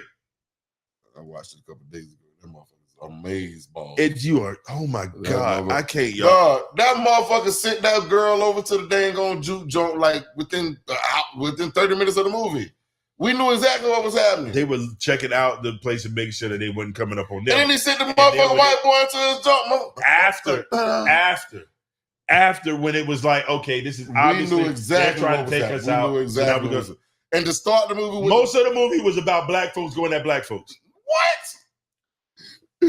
Quick! And why was why did he send him over to quick? Boom! Why did he send him over to quick? Hold on. Oh yeah, nigga. Come on. No, you done insulted me now. Come on. But why did he send him over to Quicks? Because he can't be as much of a Tom as we thought he was. Right. Because Tom is full. There we go. Let me let you know this is a power battle between us and them. Yes, indeed. Yes. What makes me worried about this whole situation with you is that you're choosing to categorize certain movies as nigger movies, and I'm not interested in nigger movies. And then though the niggerist of movies, the most niggerish shits, yeah, you enjoy that you've seen. Here's the problem. Because you read a synopsis, because if you read a synopsis of Harlem Nights before you saw it, you would not have watched it. I got an affinity for Harlem Nights because I was supposed to watch Harlem Nights with my family on. Let me see. It came out in November, I believe it was. Unc was going to take you to go see it? No. Oh, okay. My cousin Nate was going with my aunts and uncles when I was 10 years old. It was 1989. I believe your aunts and uncles. It was coming out, and it was supposed to go Thanksgiving night to go see it. And then once my parents realized what the movie was about and who it was by, they said I couldn't go any longer, and I cried. So I wanted to watch that movie since I was 10 years old. And once I saw it, I watched that bitch over and over. What I'm telling you. So again, maybe I'm biased by that, but here's the thing right here. When it comes to black acting, yep. Are you telling me that black acting is top tier? Well, you just made a general statement. That we allow nonsense when it comes to our black actors and actresses? I don't think so. How do we make Vivica Wait. How do we make Vivica Fox? No. Let me ask you a question. You just took and said, why do I have to hold black actors to a different standard than I hold all actors? Sir. That's absolutely different. It's all absolutely different. Because one of the things I run into, and somebody made a comment about this when we posted about it earlier about this particular topic, and they were like, "Oh, well, when they started making black men put on dresses and stuff like this." Care about that shit. Here's the thing: I watched Tom Hanks, your beloved Tom Hanks, start his career in a dress in Bosom Buddies. Bosom Buddies. I watched white actors and actresses dress as men and women or opposite genders. I watched Flip Wilson in a dress long before I saw Bosom Buddies, and I don't care about that part. Like, but what I'm saying is the different standard is. You said it's got to be it's foolishness, and I'm like, well, wait a minute. Some movies are meant to be foolishness. It's a movie. But when you're not attempting to be foolish, and you come off as foolish, what are you talking about? Like what? Give me an example. Go back through your list. Give me an example. I'm on my list right now. I'm looking at the list. I don't know what movie was attempting to be serious and it ended up being minstrel-like. Not minstrel-like, just terrible, just bad. Bad can be it's fine. Like I don't. And it's but bad. There's bad on both. There's bad white movies and bad black movies. There are, but again, but you just said black movies are trash. Be better. No. We should. Y'all, this is the problem because better is subjective. Better is subjective. What you think is good, obviously, what I think is good and what you think is good can be very different things. Right, so let me have my opinion, and y'all niggas need to leave me the fuck alone. The difference is you decide, you generalize and say it's all trash. I don't say it's trash or it's not trash. You took. We have had this argument about many different subjects. And again, you need to let me be understanding that y'all niggas is garbage. Y'all niggas need to stop that shit. Y'all niggas put out movies with a whole bunch of garbage in it and expect niggas to enjoy. And the thing of it is that he hasn't seen. There's a wide spectrum of movies that Absolutely. come out. Absolutely. Niggas put out this many. Right. And there's this many. So when it's only this many, there should be a standard where we're going to raise our bar and we're not going to go to the easiest and least. But you've not described your standard. You've not defined what the standard for you would be for a great black movie. I've never said any of the movies I like are great. I said I liked them. I didn't say they were great. But you didn't say they were trash. Because I always say... But they're not trash because you like them. Exactly. So if they're not trash because you like them... Hold on. Is this not subjective completely, 100%? My opinions? Your opinion is absolutely subjective. There it goes. Here's the problem with that. It moves from the realm of just being your subjective opinion to defamatory. Fuck y'all. As Aubrey would say. So y'all sit there and want to watch The Color Purple and watch black men get used as the source of all things wrong? I am so surprised that you watched that whole movie and that's what you got out of that. I just watched it for the first time, like I said, a year ago. I was a whole 40-something years old, and I was like, the niggas, the worst niggas in the world. These are the worst people. These are the worst black men ever. You're the same person. Hold on. You're the same person that a few episodes ago, and by a few, I mean, it could have been any time in the last year. You're right. But a few episodes ago, you were like, y'all want to go back. You're making it great. Go back. And women want to do this. But remember, Grandpa used to pop mama in the mouth way back in the here's this is what I'm saying. I'm gonna leave it at this. And that's the thing. Here's what I'm saying. I'm gonna leave it at this. Why do we put that in movie? I'm gonna say this. Why do we put that in movie? Because it's reality, nigga. It's reality. It was reality. It is reality. It is. That movie was made by a white man. Y'all let a white man put y'all niggas out there to beat bitches. And y'all chicks out there were like, you know what? He right. Wait, what movie was made by a white man? What are you talking about? Color Purple. Oh, you're based on what? It don't matter. What is it based on? That shit was left in a book. What is it based on? Y'all niggas wasn't What is it based on, Thomas? It was based on a book. And what book was that? Y'all niggas wasn't reading What book was that? What book was that? Some shit by some angry black woman. But y'all niggas wasn't reading the book until that white man put it on movie. It was like, you know what we need? We need to let these black women see that niggas will beat them in their faces, and y'all gonna have to. What you said? Should Avery pee? What can you imagine how many women peed in their man's juice because of that dang old movie? You know how many more women got beat because of that?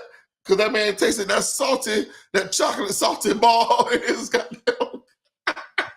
Ladies and gentlemen, bro, Thommy with the H is outside of his mind. No, let me ask you another question. Is, hey, change your standards, please. But no, don't. And I vehemently disagree. Stop allowing mediocrity. I vehemently disagree. And y'all know what? Social House Fang Exchange. I'm with y'all tonight. You want another shot before we leave? Might as well. We about to check out of here. So listen, man. What I'm going to say to you is this: I understand what you're saying, but I don't think you understand what you're saying, because what you have done is you've created two different standards depending on the goal of the movie, as far as the audience to which it chooses to speak. All I'm going to say is, I think what we need to do is we need to trade. I need to send you some movies, or we need to spend some time and like have a movie on in the background while we're doing something else. What we're going to do, because again, we need to make sure that I give it its full due. Yeah. So you send me, and I'm gonna let you guys jump in on this also. Send me a black movie. Send me a movie that you consider black. I'll watch one per month. Oh God. Or a TV series. I got Netflix, so I can go into a TV series. I'll watch, and then I'll come on here on our live episodes, and I'll give my breakdown. Okay. I'll give you my honest opinion. Once a month. One per month. I'm not engaging with y'all niggas more Before. than that. All right. So hey, that's a deal. Wait. But here's the thing. You got to take one of mine also. I'll do that. The first one. You give me one, I'm gonna give you one right now. Give me one right now. All right. One that you haven't seen that I know you're gonna hate. Why would you do that? Because thought we were better than that. I want to do that. We're not better than that? No, not even close. See how he treats me? See how he treats his big cousin? No. I'm not doing it because I know you'll hate it. I'm doing it for the comedy value of it. I'm a comedian. It's gonna be funny? Yeah. Or it's gonna be funny to hear me talk about it. Both. Your movie is gonna be I'm gonna get you, sucker. I'm gonna get you, sucker, dirty mother. Don't you say that. You're going to everything that. Why can't it be like everything that you said and described that you say is wrong with black movies? I'm gonna give it to you, and then when you come back and try and destroy it, I am ready. And I'm gonna tell you why I'm ready now. You're gonna give me a Wayans movie. It's a Wayans movie. Yeah. I know that much. Yeah. But it's not the bad Wayans. I've read the synopsis of this. It's not the bad Wayans. It's Dame Marlon Keenan Ivory. Yeah, it's early Wayans. Yeah. So you admit that the late Wayans is terrible. Oh yeah, Have you watched the new show, Papa's House? No, what's that? It's Damon and his son. I haven't yet. But I feel like if any of them were going to have a funny sitcom, Damon would be the one. No, that makes me want to see it now because you say this is bad, and I know you, and it's like No, it's not just me. It's about as bad as my daughter. My daughter, if I eat it, my daughter hates it. If she likes it, I don't eat it. It's weird. Oh, so she will be on my side when it comes to these bullshit. I don't know if she'll like, but I know when it comes to food, opposites. But anyway, right, but yeah, okay. So wait, no, I can't watch I'm gonna get you TV series. No. Yeah, okay. I'm giving you The Wire. I'm gonna say that's a series. I was gonna. I can get through one season. I was gonna break it down. I want you to watch season 1. Watch season 1 of The Wire. Cool. Is it streaming somewhere? I'll give you my. I'll find it. You got HBO Max? I do. All right, it's on Max. Okay, bet. Watch season 1 of The Wire. I'm trying to see where I can find I'm gonna get you, sucker. I bet it's gonna be on Tubi. It better not be on goddamn Tubi. Oh, let's see. Where Tubi. It is on Tubi. Don't send me nowhere with commercials now. Don't send me nowhere. I would zone out on commercials. I do too. So like I would. Wait, it says on the Roku channel? It's on Roku? Where? Oh no, there's a Roku channel. I've never turned on the Roku channel. Me either. I don't even know where it's at or how do you get to it. Is there is it on your regular Roku TV? Oh, it's right there. It's Roku channel. What is this? It's gonna make y'all. We don't know. So, but either way. But by the time we meet up again next month, I'm gonna get you, sucker, watched, and I'm gonna have the first season of The Wire. And the first season of The Wire. And guess what? I guarantee you, I'm gonna be ready for that shit to end, and you're gonna be like, "Damn, I gotta watch season 2." You think so, bro? I might be, but I don't. The Wire is the greatest But I don't say that show. your movies are horrible. Because I don't give you horrible shit to watch. I don't. But you said everything about our stuff is terrible, and it is right there on. Okay. Give me 10. 10. Good God. Okay, 5. Give me My 5. My brain's got to work. 5 great black actors. Can you 5 great black actors? Black actors or actors. I'm gonna let you mix in the women too. Angela Bassett. I'm with you on your 5. I'd say Angela Bassett. I think Forrest Whitaker. I think Forrest Whitaker is great. Did you see him in Good Morning Vietnam? You're not getting ready to point out a movie and say, see there. No, I'm saying overall, he's a great actor. Everybody's got some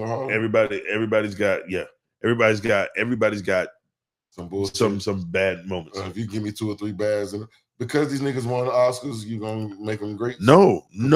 Okay. I think Denzel is my favorite. Okay.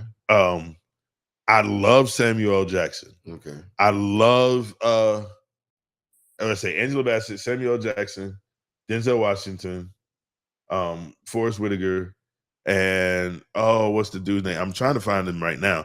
As a matter of fact, because he was in Clarence Williams III.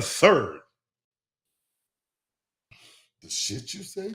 The shit. And that's all I know about that nigga is the shit you say. Is it from it's a scary movie. Yeah. It was supposed to be scary. Did not watch That's what that I shit. couldn't remember the name of that. That's the one I was trying to think of.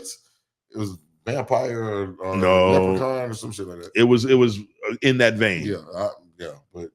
But yeah. Bro, I went through and I was like, maybe I can find more. And I was like, nah. You know who I love? That nigga that say she. And you know where that she come from? The Wire. From The Wire, yeah. Gotta watch The Wire. Watch The Wire season 1. And we're gonna come back and we're gonna have a discussion. You guys, Morgan Freeman, Lawrence Fishburne. You mean to tell me Larry? You mean Larry? I do. Larry. I think Jamie Foxx is a good actor. He's a great his comedic timing is perfect. Almost. That nigga played Ray. He did. And played it to a T. What other great acting has he done? Oh, you mean like on the big screen? No, just like great acting. I think he does really well with like any part. Like I think he was really good in Any Given Sunday. I think Bundini was better than Any Given Sunday in Ali. Bundini bordered on caricature, but that's real. But that was the real Bundini. I know, but I couldn't. Right. I didn't know. All right. So here's the thing. I knew about. I knew Bundini. I wasn't. Okay. So I was. So watching that, it was like a caricature. But then it was like, oh, that's the real dude. But already the instance that initial introduction to it had. I built up that wall. I got you. So and I think that's what you do with a lot of these black movies. Yeah. Because when I see you on some bullshit, and then you gonna come out, but. Yeah, you guys like to praise a lot of. I don't think Danny Glover's. Y'all like to praise a lot of mid, and I want black folks to be better. It's not praising a bunch of mid, but we're not gonna call mid trash. It is, nigga. We on loud now, nigga. We are not with the mid no more. We on loud now. But you'll go over there and watch a white movie that's just mid. I will not. I call them. See, that's the thing where y'all getting me wrong because y'all think I'm going. You white said is white. Right. You are. Y'all think I'm going white is right. You are. You haven't said anything about any bad white movies. You haven't asked me about any bad white movies. I didn't ask you about bad black movies before you told me that. Because you asked me about watching. You know what happened was you brought up something and I was like, I don't know what that is, and you were like, why don't you know what that is? And I told you, niggas, that I don't watch black movies. Right. Here's the thing. I have brought up many a time we've talked about different things. But some of these horrible black movies I have seen. Some of these horrible black movies I have seen. And I told you they were trash. It's like you asked me about some horrible white movies, I'll tell you they're trash too. But you don't make it general. So because you've seen trash, you made trash black movies, so black movies are trash. You've seen trash white movies, that means that white movie was trash. Because when you don't paint it across the whole time. Why are there so many niggas on my TV right now? Because this is how I'm gonna get you sucker. Good Lord. Pops. But hey, wait. Salute. Salute.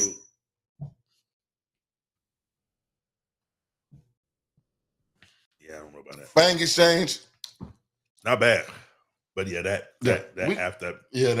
bang on the back end. Yeah, that's a little much. That's a little much.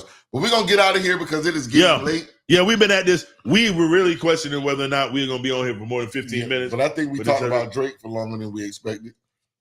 Well, he deserves it. And you're right. You're right. Aubrey, you broke. There are no more Karens. There's only Aubreys. Only Aubreys. You broke my heart, and I'm gonna watch. I'm gonna get you sucker on Roku TV. Roku TV or Tubi. Jesus Christ. And The Wire, first season. The Wire, season 1. On HBO Max. HBO Max. Got it. Actually, I might switch it up to season 3. No, I got it because I don't want to jump in the middle of. You're right. I need to see the beginning. Here's the thing. I'm gonna watch it. Yeah. And it's gonna be like, okay, and I'm going into it going, maybe this is something new because I like the stream stuff. But I'm gonna tell you this right here. Season 2 will take you on a different journey. But then 3, 4, 5, and 6. You back in there. You be on all night. Well, I'm gonna be honest with you. Yeah. I'm gonna get you sucker is full of every racist trope you can think of. Oh wow. Really? And I'll just give you this.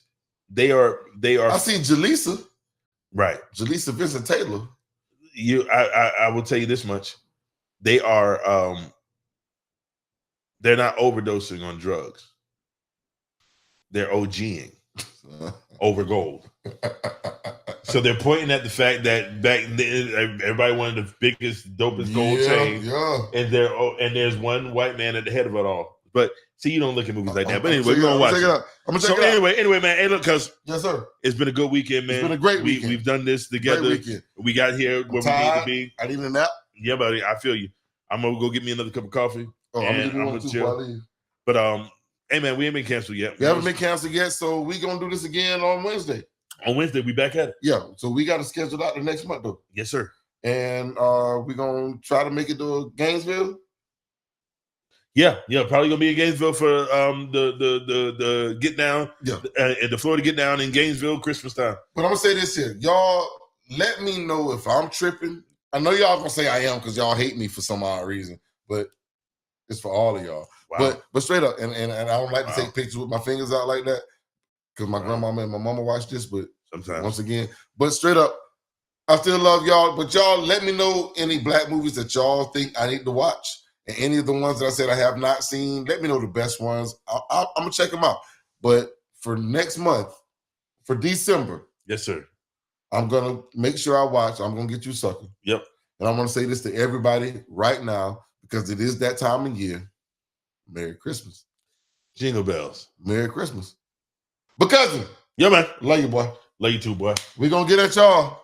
Y'all be easy. Love y'all too. Peace.